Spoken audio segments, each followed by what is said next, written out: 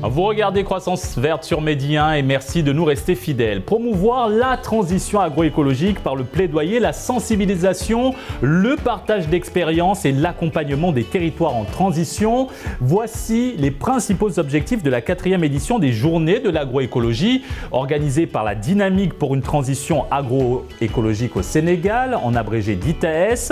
Lors de ces journées, les participants se sont penchés sur diverses questions liées à l'agroécologie, notamment la mise en œuvre des pratiques agroécologiques, les innovations technologiques pour une agriculture durable, la sécurisation alimentaire et nutritionnelle, ainsi que la formation des agriculteurs pour leur permettre d'adopter des pratiques agroécologiques.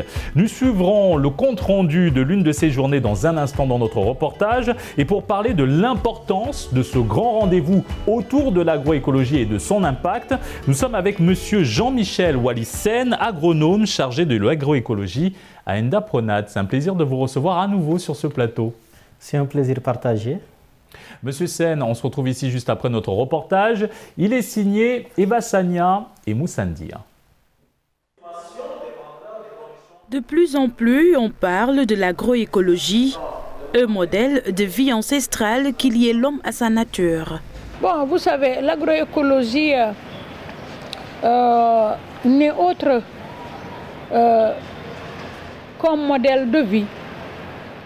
Je peux dire qu'il était là, hein, où les gens vivaient en parfaite harmonie avec leur environnement. Et en ce moment, il y avait moins de population, il y a quand même suffisamment de ressources naturelles et de plus en plus, avec l'augmentation de la population, les besoins, les méthodes, les techniques culturelles, ça nous a conduit à des situations très difficiles, à la dégradation des terres, à la désertification, à la pauvreté, mais en même temps aussi à la pollution si on fait allusion au changement climatique. Donc, du coup,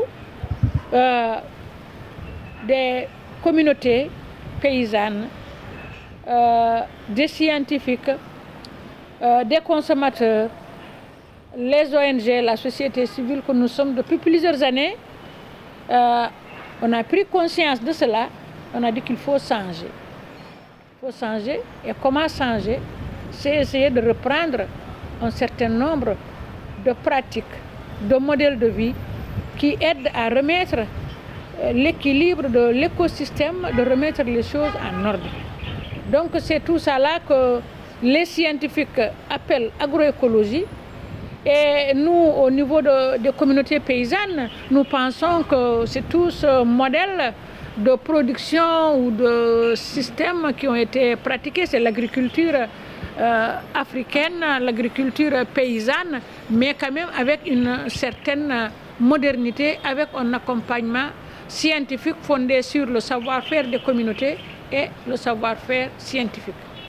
Aujourd'hui, face à la dégradation généralisée des ressources naturelles, autrement dit, face au changement climatique, l'agroécologie apparaît comme une réponse au défi de la souveraineté alimentaire. Les terres sont mortes. Donc on est obligé de changer de fusil d'épaule. Et en même temps aussi accepter que c'est cette agriculture paysanne, les exploitations familiales qu'il faut renforcer pour assurer nous-mêmes notre souveraineté alimentaire. Ça, c'est obligatoire. Et cette souveraineté alimentaire ne peut plus se faire sans s'appuyer sur une démarche qui reconsidère la gestion de nos ressources foncières pour intégrer l'agriculture, l'élevage, la pêche, nos forêts. Et cette souveraineté alimentaire ne peut pas aller sans porter le souci de professionnaliser nos jeunes sur toute la chaîne, de la production à la transformation jusqu'à la commercialisation. Et c'est en ce moment-là qu'on pourra dire l'Afrique nourrit l'Afrique, le Sénégal nourrit le Sénégal. C'est les Sénégalais d'abord qui doivent produire. Au Sénégal, réunis autour d'une alliance dénommée DITAES, Dynamique pour une transition agroécologique au Sénégal, les acteurs engagés dans la promotion de la transition vers un changement de comportement ont sillonné le pays à travers une caravane. Près de 1000 personnes ont été consultées dans le but d'ouvrir un nouveau cycle de dialogue politique. Pendant cette caravane-là, il était question de vraiment diagnostiquer d'abord les défis de l'agriculture et de faire des recommandations par rapport à ces défis-là aux autorités nationales. Ce qui a été fait est concrétisé par un document de contribution qu'on avait remis à l'autorité nationale.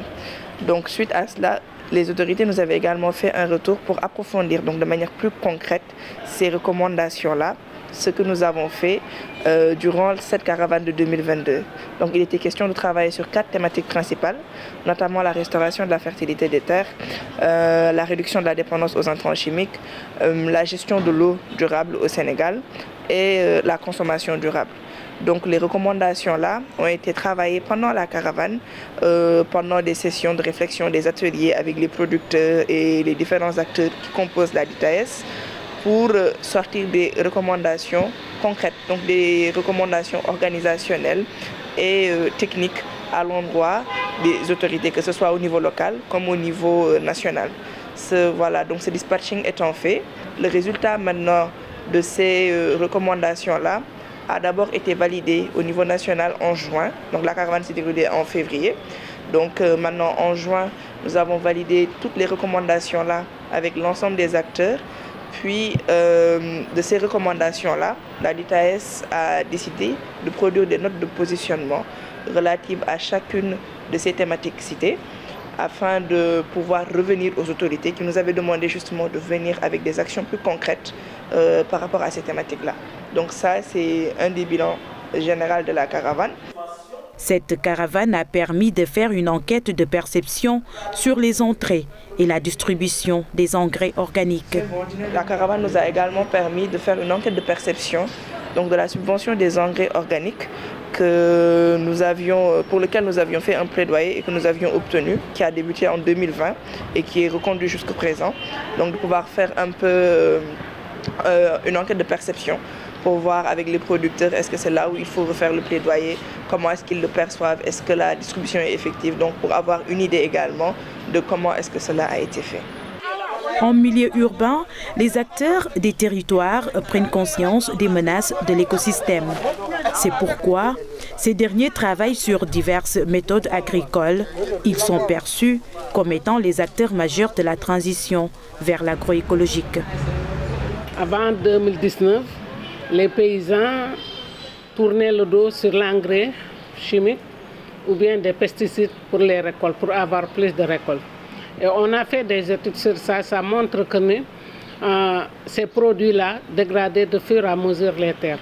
On a vu qu'avec l'érosion hydraulique, aussi les terres se dégradaient avec le vent, les ruissellements d'eau, parce qu'avec les ruissellements d'eau, il y avait plus d'arbres pour au moins essayer d'accaparer ces eaux-là pour pouvoir se filtrer.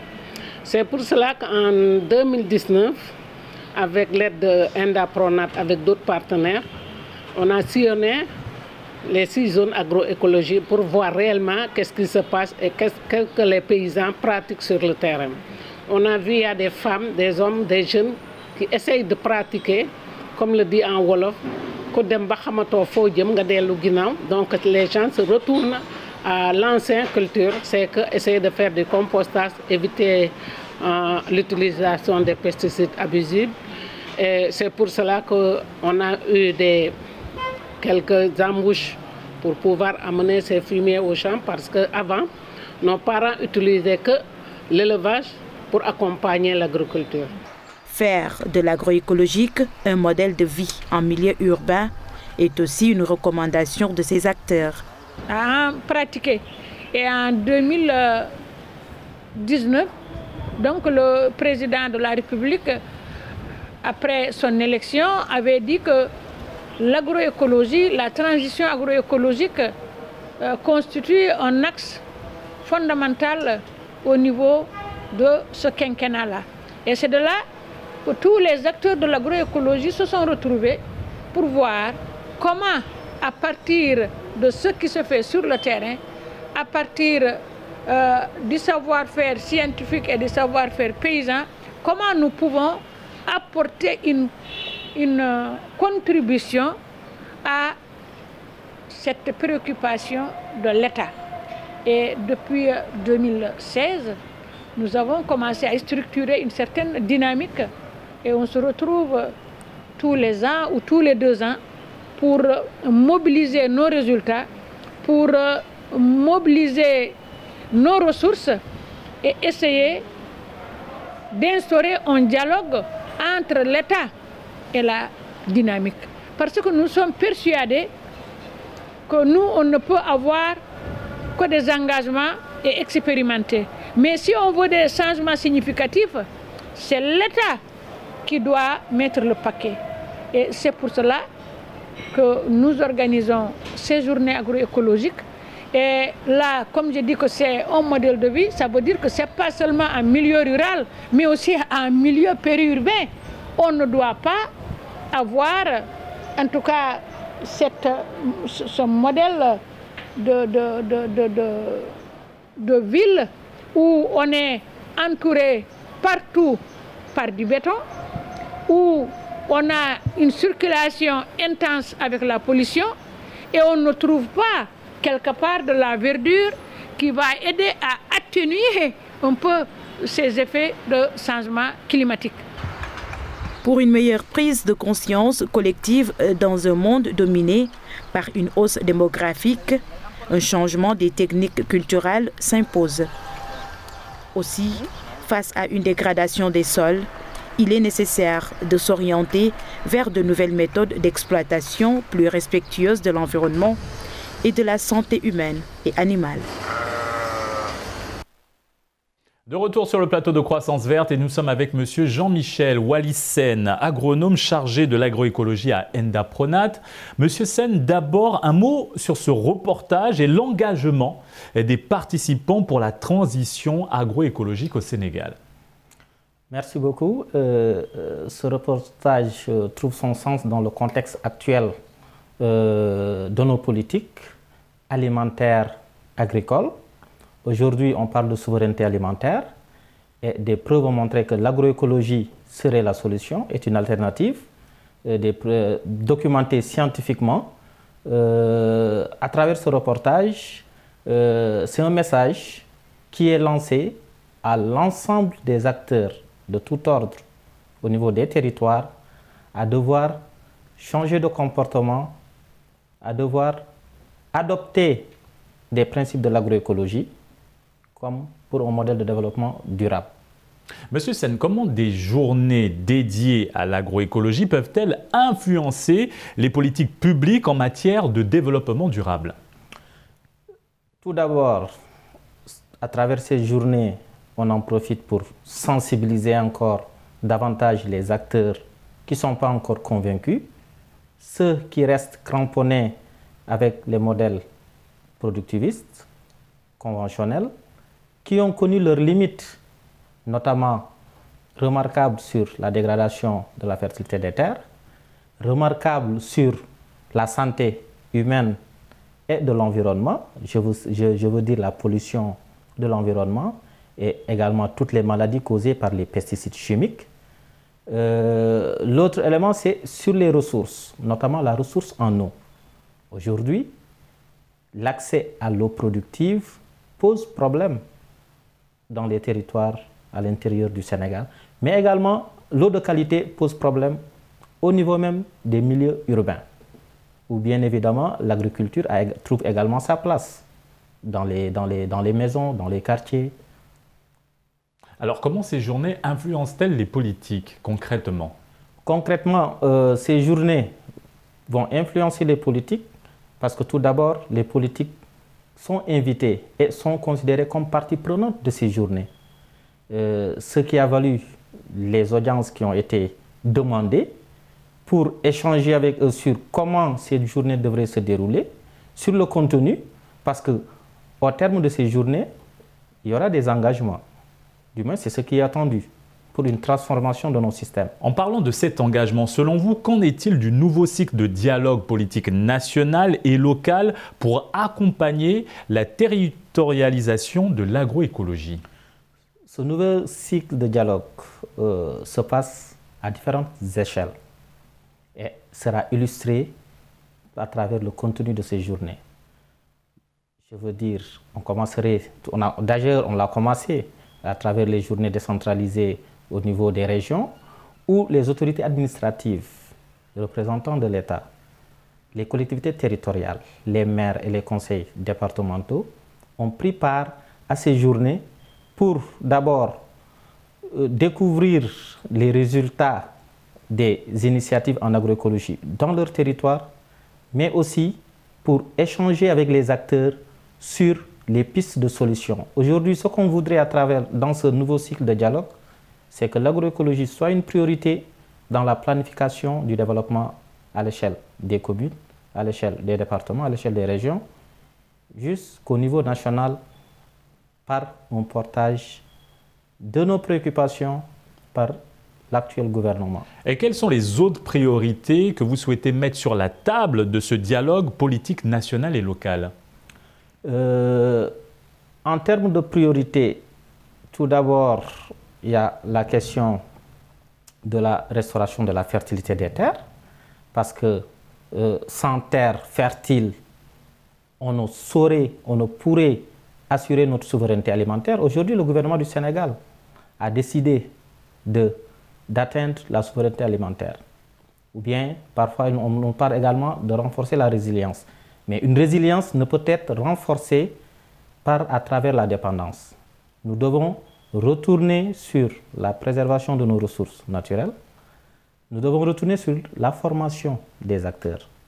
Ces pratiques aujourd'hui portées par les uns et des autres, nous tous, nous restons convaincus qu'à travers la formation élargie, avec le soutien de la presse sur l'axe sensibilisation des consommateurs que nous sommes, sur les avantages des produits agroécologiques, je pense qu'on pourrait arriver à un changement de comportement. Focalisons-nous sur ces formations dans le domaine de l'agroécologie qui doivent forcément aboutir à la création d'emplois. Alors quel peut être l'impact de ce grand rendez-vous autour de l'agroécologie? Je parle bien sûr de ces journées initiées par la DITAES sur la création d'emplois durables dans le secteur agricole.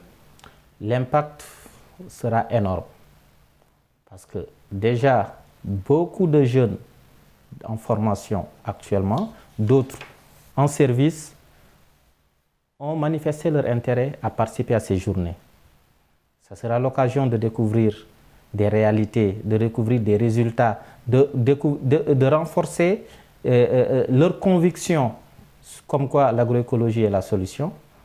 Et à ce niveau, ça sera l'occasion de créer des réseaux et des réseaux d'acteurs porteurs du changement. Et aujourd'hui, si on regarde ce que représente la jeunesse au niveau de notre population, on conviendrait que à travers ces journées, on pourrait arriver à un déclic pour le changement, pour un meilleur portage de l'agroécologie par la jeunesse, pour intéresser davantage la jeunesse à s'investir dans l'agriculture. Aujourd'hui, l'agriculture telle qu'elle se présente, telle qu'elle est présentée à la jeunesse, n'encourage pas. Parce que déjà, le matériel qui est promu récemment, on a vu tout le bruit qui est fait au niveau du ministère, fait par le ministère de l'Agriculture sur la subvention de ces engins. Mais un tracteur, un jeune ne peut pas y accéder financièrement. Vous dites que les ressources ne sont pas suffisantes pour inciter les jeunes à entreprendre dans le domaine agricole, c'est bien ça? Les ressources ne sont pas suffisantes, mais aussi la formation n'est pas suffisante. Alors comment endiguer cette problématique? Comment accroître cette envie? Comment pousser les jeunes Sénégalais à entreprendre dans le domaine agricole? Et quelles sont les ressources à mettre en place pour qu'ils y arrivent? D'abord, il y aura la question, il faudrait d'abord agir sur la formation des jeunes. Il faudrait aussi agir sur le financement, sur les investissements surtout. Parce qu'aujourd'hui, le matériel, ce dont ils ont besoin, un jeune qui vient de démarrer ne peut pas y accéder. L'autre élément, c'est faire accéder, faciliter l'accès à la terre à ces jeunes, la terre agricole. Des dispositifs sont là, ont été expérimentés par la société civile et peuvent bien servir pour intéresser les jeunes à l'agriculture et pour qu'ils portent, en fait, qu'ils soient vecteurs de changement au niveau, voilà, donc, dans leur territoire. Parlons maintenant de l'impact que pourrait avoir l'intensification de l'agroécologie urbaine et périurbaine, nous l'avons vu dans ce reportage, dans la lutte contre la faim et la malnutrition dans les pays en développement. Elle est fondamentale, l'idée de devoir développer l'agriculture urbaine et périurbaine. Prenons l'exemple de Dakar, qui est la plus petite région du Sénégal, mais qui est la région la plus dense, qui regroupe, là où on trouve une bonne partie de la population sénégalaise, donc pour dire que le marché est là, les consommateurs sont là. L'agriculture périurbaine doit être développée. Quand on se rappelle, lors de la Covid, et qu'on avait vu que l'accès, à un moment, les déplacements étaient interdits, certains produits qui venaient de certains bassins agricoles ne pouvaient pas parvenir à Dakar et ont fini par la pourriture. Aujourd'hui, l'agriculture urbaine et périurbaine doit être subventionnée pour arriver à relocaliser l'agriculture et l'alimentation au niveau des territoires, qui impliquerait tous les acteurs du territoire au niveau des systèmes alimentaires. À ce niveau, dans un plan pareil, on arriverait à pouvoir subventionner l'agriculture pour nourrir les acteurs de territoires donnés. Alors, quelles sont les actions allant dans ce sens que vous menez à Endapronat pour la territorialisation de l'agroécologie, mais aussi pour l'intensification de l'agroécologie en zone urbaine et périurbaine? Pour l'intensification de l'agroécologie en zone urbaine et périurbaine, nous agissons au niveau des groupements de producteurs qui sont dans ces bassins de production maraîchère, en y venant avec des modules de formation pratique, mais aussi de la recherche-action avec eux, pour observer dans le temps la valeur ajoutée de ces pratiques agroécologiques, donc, qui leur sont enseignées. Un autre élément à ce niveau consiste à organiser, faciliter la concertation des acteurs, en mettant la collectivité territoriale au cœur de ces cadres de dialogue, pour que l'agroécologie puisse être prise en compte comme une priorité de la planification. Parce qu'aujourd'hui, on s'est rendu compte que l'agroécologie, peu en parle au niveau du pays, au niveau du Sénégal.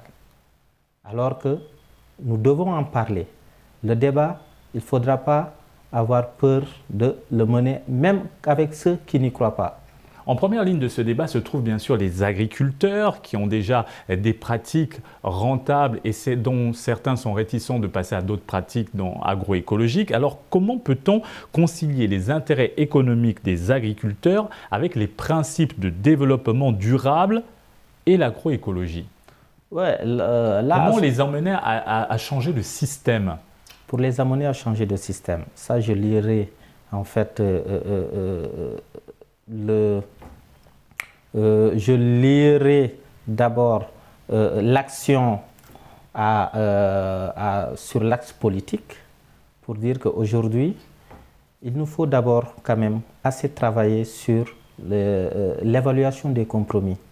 Parce que tout est question de compromis. Pourquoi ceux-ci ne s'engagent pas à adopter ces pratiques? Pourquoi les politiques également ne s'engagent pas à financer l'agroécologie? Je pense qu'aujourd'hui, il y a un besoin criard d'analyse des compromis. Ça se fait, mais je veux dire que nous devons l'intensifier. Au niveau de la recherche également, impliquer la recherche à produire des évidences pour une meilleure capitalisation des résultats qui seront ensuite portés et diffusés largement à travers plusieurs acteurs, notamment la presse, qui doit être un acteur fondamental pour la diffusion de ces résultats, un acteur fondamental pour la sensibilisation des populations. Alors, quel rôle peut effectivement jouer l'innovation dans le développement des pratiques agricoles et de leur mise en œuvre sur le terrain? L'innovation est fondamentale parce qu'aujourd'hui nous sommes dans un monde dynamique, dans des écosystèmes dynamiques qui sont en changement perpétuel. Aujourd'hui, ce qui était valable quelque part par ailleurs dans le temps ne l'est plus aujourd'hui. Nous avons besoin d'adapter certaines pratiques. Et c'est là où l'innovation trouve sa place. Parce qu'aujourd'hui, il n'est pas question de rester sur les mêmes pratiques d'avant, mais plutôt de s'adapter pour faire face aux effets des changements climatiques. Merci Monsieur Jean-Michel Wallissen pour cet éclairage. Nous rappelons que vous êtes agronome chargé de l'agroécologie à Endapronat. C'est moi qui vous remercie. Merci d'avoir accepté notre invitation et merci à vous d'avoir suivi cette émission. Très bonne suite des programmes sur Média.